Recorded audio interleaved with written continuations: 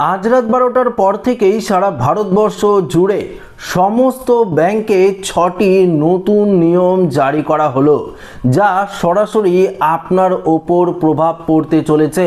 বন্ধুরা, আপনারা প্রত্যেকেই জানেন 2025 শেষ, 2026 শুরু হলো আজ থেকেই।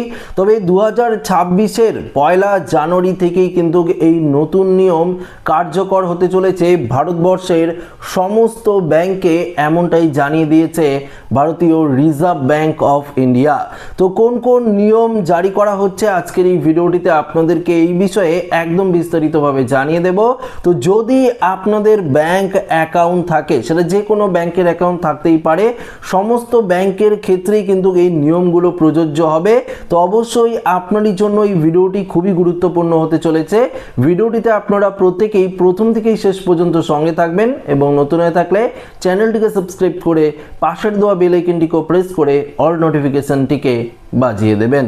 তো বন্ধুরা, আমরা দেরি না করে সরাসরি মেন যে আপডেট, অর্থাৎ কি 6টি পরিবর্তন হচ্ছে, কোন 6টি নতুন নিয়ম সমস্ত ব্যাংকের ক্ষেত্রে প্রযোজ্য হচ্ছে, সেই নিয়মগুলো সম্পর্কে আপনাদেরকে জানিয়ে দেব। দেখুন, এক্ষেত্রে সর্বপ্রথম যে আপডেটটি রয়েছে, যে নিয়মটি পরিবর্তন হচ্ছে, সেটি হচ্ছে ক্রেডিট কার্ড সংক্রান্ত নিয়ম। অনেকেই আপনারা এখন ক্রেডিট কার্ড ব্যবহার করেন। সাপ্তাহিক ক্রেডিট স্কোর আপডেট করা হবে এখন থেকে।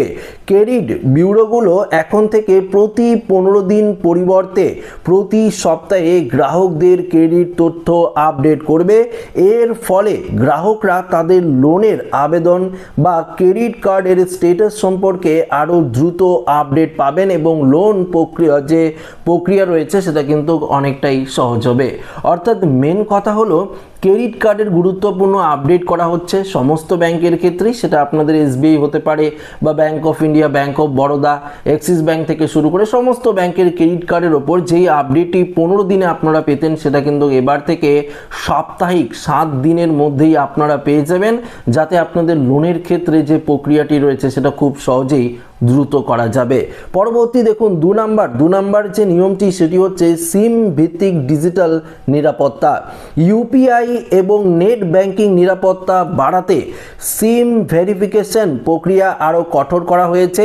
ডিজিটাল জালিয়াতি, দেখুন ডিজিটাল জালিয়াতি রুখতেই ব্যাংকগুলো এখন থেকে গ্রাহকদের নিবন্ধিত মোবাইল সিমের অবস্থান এবং সক্রিয়তা আরও নিবিড়ভাবে কিন্তু পর্যবেক্ষণ করবে। তো বুঝতেই পারলেন, আপনাদের যে মোবাইল ভেরিফিকেশন, সিমের যে ভেরিফিকেশন, সেটার ক্ষেত্রেও কিন্তু বড় সড় পরিবর্তন করা হচ্ছে, যা আজ থেকেই এই নতুন বছর অর্থাৎ প্রথম দিন থেকেই কিন্তু এটা কার্যকর হচ্ছে। কেননা অনেক ক্ষেত্রেই দেখা যায় যে জালিয়াতির শিকার হচ্ছে বহু ব্যাংক গ্রাহক, তাদের জন্য কিন্তু এই আপডেটটি বিশেষ গুরুত্বপূর্ণ। পরবর্তী 3 নম্বরে দেখুন কি বলেছে, নিষ্ক্রিয় প্যান এবং আধার কার্ডের লিঙ্ক, অর্থাৎ প্যান আধার কার্ডের লিঙ্ক যদি আপনারা না করে থাকেন এখনো পর্যন্ত, তাহলে কিন্তু আপনার ব্যাংকিং পরিষেবায় বিভিন্ন ধরনের সমস্যা হবে।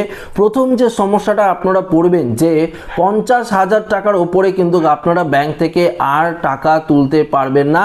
50,000 টাকার নিচেই আপনাদের ব্যাংক থেকে টাকা তুলতে হবে। এবং দ্বিতীয়টি যেই সমস্যায় আপনারা পড়বেন, যখন আপনারা আইটিআর অর্থাৎ ইনকাম ট্যাক্স ফাইল করবেন না, তখন আপনার ইনকাম ট্যাক্স আর ফাইল করতে পারবেন না। বড় সড়ো সমস্যায় কিন্তু আপনাদের পড়তে হবে। তৃতীয় সমস্যা পড়বেন, আপনাদেরকে জানিয়ে দিই, ধরুন আপনারা এফডি করবেন ব্যাংকে, সেই এফডির ক্ষেত্রেও কিন্তু বড় সড়ো সমস্যা হবে যদি আপনারা আধার কার্ডের সঙ্গে প্যান কার্ডের লিঙ্ক না করিয়ে থাকেন। এখন করতে গেলে হয়তো আপনাদেরকে চার্জ দিয়ে সেটা করাতে হতে পারে, তবে অবশ্যই জরিমানা দিয়ে হলেও আপনারা এই কাজটি করে নেবেন। আসুন পরবর্তী 4 নম্বর যে আপডেটটি বলেছে, সেটি হলো KYC update. Reserve bank of India RBI নতুন নির্দেশিকা অনুযায়ী যে সকল গ্রাহক কেওয়াইসির আপডেট বাকি রয়েছে, তাদের ব্যাংকে গিয়ে সাময়িকভাবে লেনদেনের জন্য, অর্থাৎ ব্যাংকিং পরিষেবা যদি আপনারা কেওয়াইসি আপডেট এখনো পর্যন্ত না করিয়ে থাকেন, তাহলে আপনাদের কি হবে, ব্যাংকিংয়ের যে সাময়িক পরিষেবাগুলো, যেগুলো টাকা লেনদেন থেকে শুরু করে সমস্ত পরিষেবা একবারে বন্ধ হয়ে যাবে। এবং পাশাপাশি আপনাদেরকে পুনরায় কেওয়াইসি আপডেট করিয়ে সমস্ত কিছু কিন্তু পরিষেবা আবার নতুন করে চালু করতে হবে। তো কেওয়াইসি আপডেটটি সকলের জন্য খুবই গুরুত্বপূর্ণ বলেছে রিজার্ভ ব্যাঙ্ক অফ ইন্ডিয়া। 5 নম্বর আপডেটে কি বলেছে, ডিজিটাল পেমেন্ট চার্জ কিছু নির্দিষ্ট থার্ড পার্টি অ্যাপের মাধ্যমে বড় অঙ্কের ইউপিআই লেনদেনের ক্ষেত্রে নতুন সুরক্ষা ফি বা চার্জ সংক্রান্ত নিয়মাবলী কার্যকর হওয়ার সম্ভাবনা রয়েছে। ব্যাংক বিশেষ বিভিন্ন এই চার্জ বিভিন্ন হতে পারে, অর্থাৎ যদি আপনারা কোনো থার্ড পার্টি অ্যাপ থেকে কোনো রকমভাবে পেমেন্ট করে থাকেন, সেটা রিচার্জ থেকে শুরু করে যে কোনো পেমেন্ট আপনারা করতেই পারেন, যেমন ফোনপে রয়েছে, এরকমই যদি কোনো থার্ড পার্টি অ্যাপ থেকে যদি আপনারা করেন, ফোনপে গুগল পের মতন যদি পেমেন্ট করেন, ইউপিআই পেমেন্ট, মেন কথা হলো ইউপিআই পেমেন্ট যদি কোনো থার্ড পার্টি অ্যাপ থেকে করেন, সেক্ষেত্রে ব্যাংক বিশেষ এক্সট্রা করে কিন্তু আপনাদের চার্জ কাটা হবে। এসবিআই আলাদা ধরনের চার্জ কাটবে, পিএনবি আলাদা ধরনের চার্জ কাটবে, এক্সিস, এইচডিএফসি ব্যাংক থেকে শুরু করে আইসিআইসি ব্যাংক থেকে শুরু করে bank of Baroda, bank of India থেকে শুরু করে সমস্ত ব্যাংক তাদের আলাদা আলাদা কিন্তু চার্জ ধার্য করবে। পরবর্তী 6 নম্বর আপডেট কি বলেছে, লকার নিয়ম।